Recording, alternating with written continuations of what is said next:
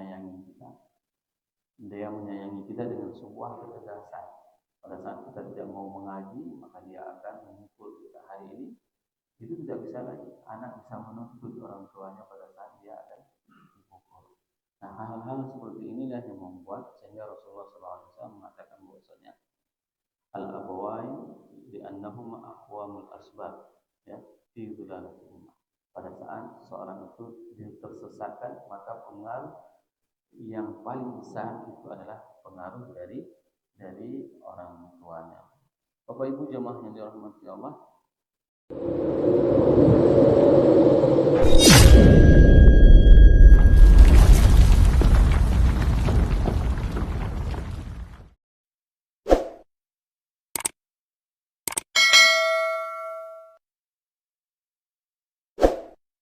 warahmatullahi wabarakatuh. Alhamdulillahilladzi ahyana ba'dama amatana wa ilaihi nusyur. Walhamdulillah bi ni'matihi tatimmu shalihat wa bi fadlihi tatanazzalul barakat. Asyhadu an la ilaha illallah lahu da'watul haq harisun 'alaiha wa awjaba tabsyiri biha. Wal takum minkum ummatun yad'una ilal khair wa ya'muruna bil ma'ruf wa yanhauna 'anil munkar wa ulaika humul muflihun. Wa asyhadu anna Muhammadan 'abduhu wa rasuluh balagha risalah wa adda al-amanah wa nasaha al-ummah wa kashafa al-ghummah hatta atana al-yaqin lailuha kanahariha la yazighu anha illa halik. Allahumma salli wa sallim wa barik wa an'im ala habibina wa syafi'ina wa zukhrina wa maulana Muhammad wa ala azwajihi ummahatil mu'minin wa dhurriyyatihi wa ali baitihi wa ashabihi ajma'in. Wa bishrah li sadri wa yassir li amri wa hlul 'uqdatam min lisani yafqahu qawli, amma ba'd. Para asatiz yang saya muliakan, ayah bunda yang saya cintai, Bapak Ibu jemaah Rasul yang dirahmati Allah. Alhamdulillah, segala puji bagi Allah yang telah memberikan nikmat iman kepada kita sehingga kita dapat melaksanakan salat subuh berjamaah. Berarti banyak di antara saudara-saudara kita yang mendengarkan suara panggilan untuk meraih kesuksesan, mereka lebih memilih tidur di atas tempat tidur yang empuk. Ada di antara jamaah yang berangkat dari desa yang lain khusus untuk hadir kemari untuk mengikuti kajian ini, merupakan salah satu nikmat iman yang masih Allah berikan kepada kita untuk bisa melaksanakan salat subuh berjamaah sembari duduk beriktikaf di rumah Allah. Semoga Allah menjadikan segala kebaikan yang kita lakukan di pagi hari ini sebagai amal pemberat mizan kita nanti di hari akhirat. Salawat dan salam mari sama-sama kita sanjung sajikan kepada junjungan kita Nabi besar Muhammad sallallahu alaihi wasallam yang telah membawakan umat manusia dari alam jahiliyah ke alam yang penuh dengan ilmu pengetahuan. Rasulullah sallallahu alaihi wasallam mengajarkan zikir-zikir, doa-doa setiap panduan kegiatan kita. Mau masuk ke masjid ada panduannya dengan membaca doa. Masuk ke rumah dengan membaca doanya. Semua aktivitas yang diajarkan oleh baginda Rasulullah itu adalah sebagai petunjuk bagi kehidupan kita pada saat kita menjalani kehidupan di dunia ini. Semoga jemaah yang berhadir pada subuh yang berbahagia ini merupakan di antara umat Nabi Muhammad SAW yang akan diberikan syafaat oleh baginda Rasulullah SAW dan akan disuguhkan air dari telaga Kausar dari tangan mulia tersebut. Allahumma amin. Bapak Ibu jemaah yang dirahmati Allah, kita masih melanjutkan tafsir Imam Ibnu Ashur Tahrir wa Tanwir, dan kita masih membahas surat At-Tin di mana musannif menjelaskan bahwasanya wa yadullu dzalika qawlihi ba'da illal ladzina amanu ya annal iman atharu taqwim lil aqli al-insan alladhi yulhimuhu as-sayr fi a'malihi ala tariqil afdal. Dikarenakan iman merupakan itu adalah salah satunya dampak pada saat seseorang mempunyai akal. Dikarenakan dengan adanya akal tersebut maka dia akan melakukan perbuatan-perbuatan yang lurus-lurus saja. Selanjutnya musannif menjelaskan bahwasanya wa ma'alatum bani nawa'ihi salimina min adaihi muamalatul khair ma'ahum ala hasbi tawfiqihim ma'ahu fil haq. dan dia juga akan berinteraksi sesama dengan komunitas masyarakatnya. Pada saat dia mempunyai akal dan dia mempunyai iman, maka interaksinya itu adalah interaksi yang memang itu baik. Wahwa janin, yaitu interaksi yang memang itu bisa menumbuhkan hubungan dan kerjasama yang baik sesama mereka. Maka pada saat mereka meninggalkan akal sehatnya, apa yang dikatakan oleh penulis di sini, wa mimma yudkhalu ala nafsihi min musawatil adat kasyarbil musakkar. Dan pada saat seseorang itu tidak menggunakan akalnya, maka dia itu akan keluar dari adat, yaitu dengan mengkonsumsi mabuk-mabukan. Tidak ada orang yang mempunyai pemikiran yang lurus, mempunyai akal yang sehat, mereka kepingin mabuk-mabukan. Tanawulul mukhaddarat, dan mereka akan mengkonsumsi narkoba mimma yu'athiru ala tulil ithna kalam ta'qiluhu aw hawal azimah, sehingga itu akan berdampak terhadap akal mereka dan itu akan membawakan kepada krisis terhadap diri mereka. Hari ini pada saat seseorang mengkonsumsi minuman keras ataupun narkoba, maka ribuan sel itu akan terputus dalam tubuh manusia tersebut. Tidak ada satupun hal yang secara logika itu tidak baik apabila dilakukan, itu akan berdampak baik bagi tubuh manusia. Orang yang mengkonsumsi narkoba memang dia kelihatan, pada saat dia mengkonsumsi narkoba dia kelihatannya kuat, segar, dan dia bisa bertahan. Tapi apa yang terjadi, dampak dari pemaksaan tersebut, dampak dari mengkonsumsi tersebut, itu akan menghancurkan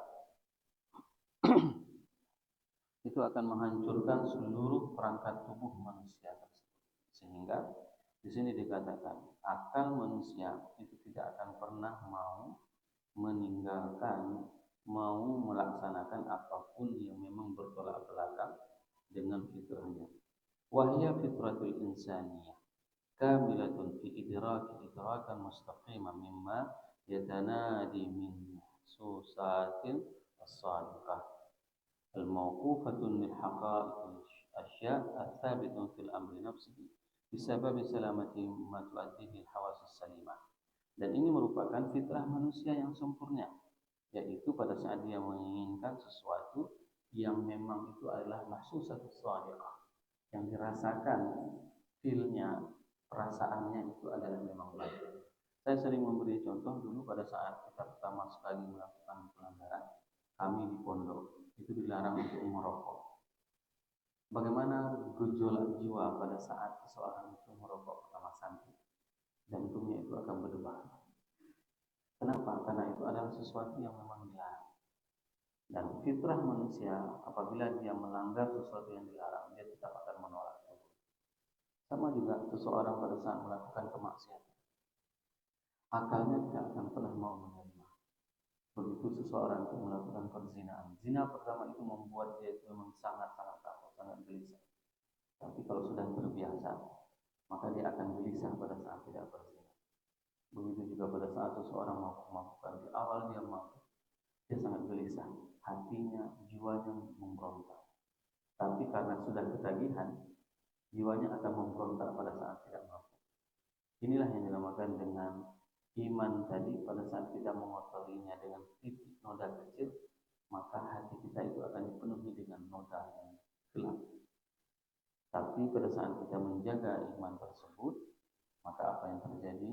Maka kita akan menjadi sosok yang memang itu suci. Sebagaimana musannif di sini menjelaskan, wa yufassiru hadzal makna qaulun Nabi sallallahu alaihi wasallam, ma min mauludin illa yuladu 'ala fitrah. Setiap orang yang lahir itu lahir dalam keadaan fitrah. Tsumma yakunu abawahu huma alladhani yuhawidani aw yunasirani aw yumajjisani. Maka kedua orang tuanya lah yang akan mengarahkan anak tersebut dalam keadaan Yahudi, Nasrani ataupun Majusi. Jadi semua saudara-saudara kita yang berbeda agama dengan kita begitu lahir semuanya dalam keadaan Islam. semua dalam keadaan. Kemana kecondongannya? Orang tuanya lah yang membuat mereka contoh. Ada yang dibawakan dengan agama Yahudi, ada yang diajarkan agama Nasrani, ada yang dilepas sama sekali, silahkan pilih agama manapun. Inilah pengaruh yang terbesar bahwasanya waktu saran Nabi sallallahu alaihi wasallam annal abawain li'annahum aqwal asbab. Orang tua itu merupakan penyebab terkuat ya fi dhilalatuhuma. Pada saat seseorang anak itu bisa sesat ataupun bisa baik.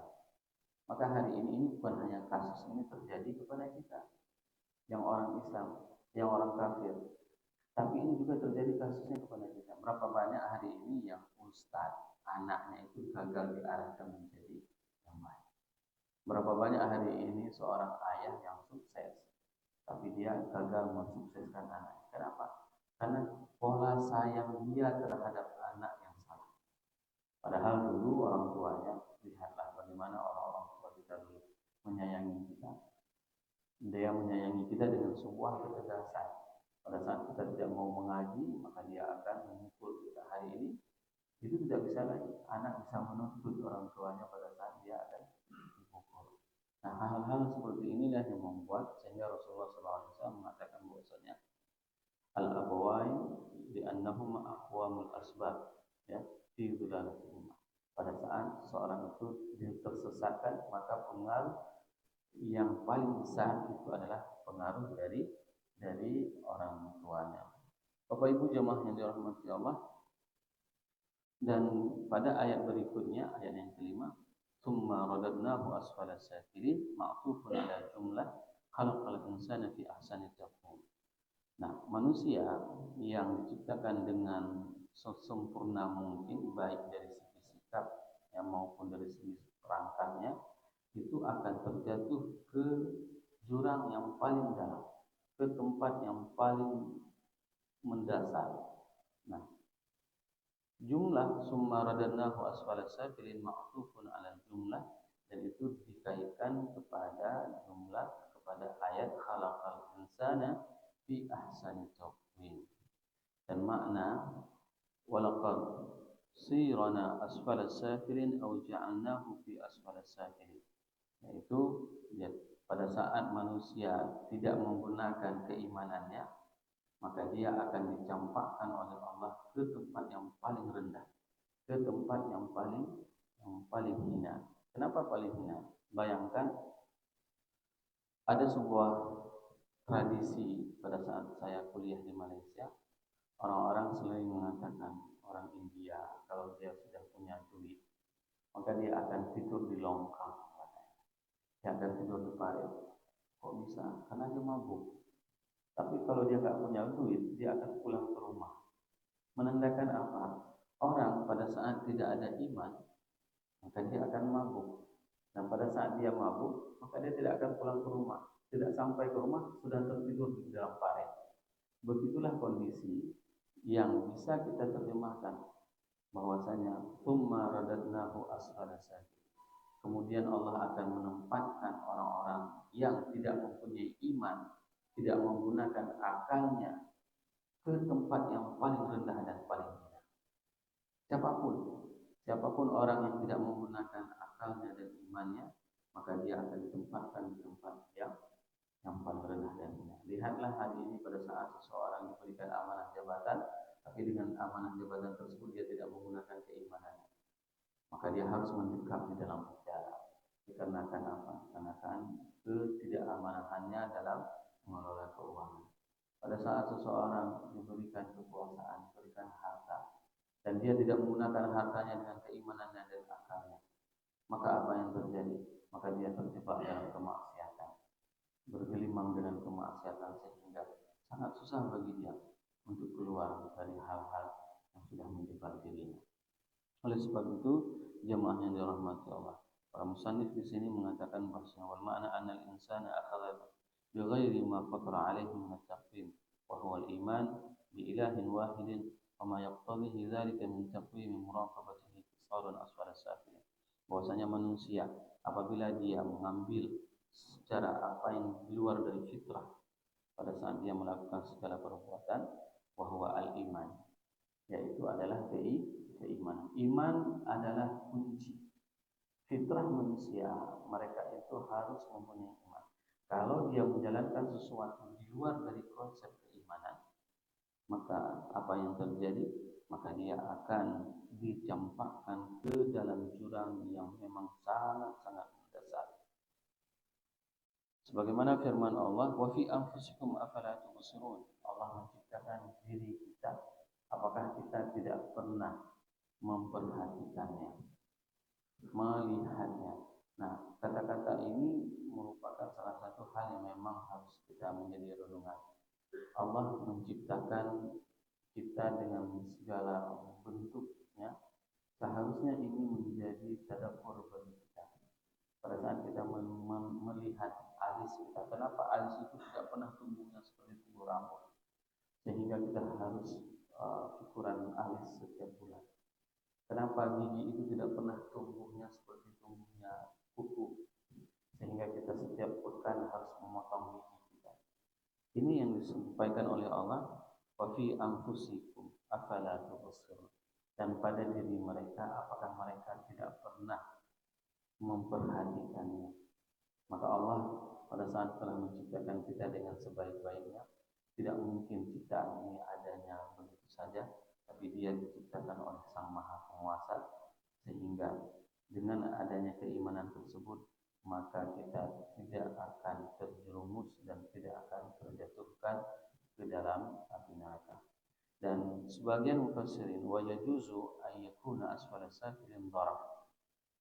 Dan sebagian mufassirin menafsirkan bahwasanya asfala safilin ini, tempat yang paling rendah ini adalah menunjukkan kepada sebuah tempat, ai makan asfala ma yaskunuhu safilun. Di pertama, para mufassirin menjelaskan asfala safilin itu adalah orang-orang yang tidak beriman. Itu adalah orang-orang yang sangat-sangat rendah, sangat-sangat terjatuh, sangat-sangat terpuruk. Nah, sebagian mufassirin yang lain, mereka mengatakan bahwasanya asfala safilin itu adalah makan asfal ma yaskunuhu safilun, yaitu orang tempat yang paling rendah yang ditempati oleh orang-orang yang terpuruk, ya. Kemudian wadzalika huwa darul azab, dan itu adalah tempat penyiksaan. Bayangkan ada tempat yang paling hina, yang paling rendah, dan tempat tersebut bukan tempat yang untuk kita merelaksasi, tapi itu adalah tempat azab, sebagaimana firman Allah, innal munafiqina fid darkil asfali minan nar.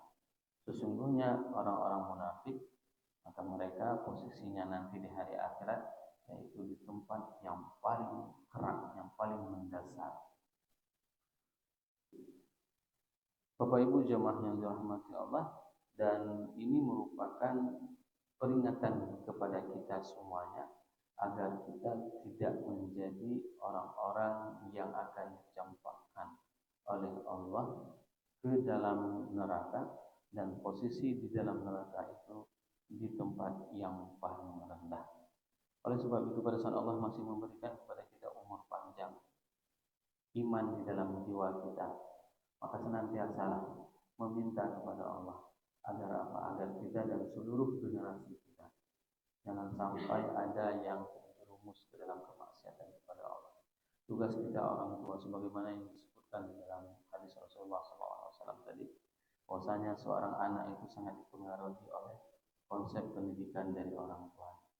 Maka panjatkanlah doa, wahai para ayah, wahai para bunda, setiap kita salat, pada saat kita sujud, ya Allah, jangan Engkau jadikan anakku adalah sebagai pemberat hisabku nanti di hari akhirat.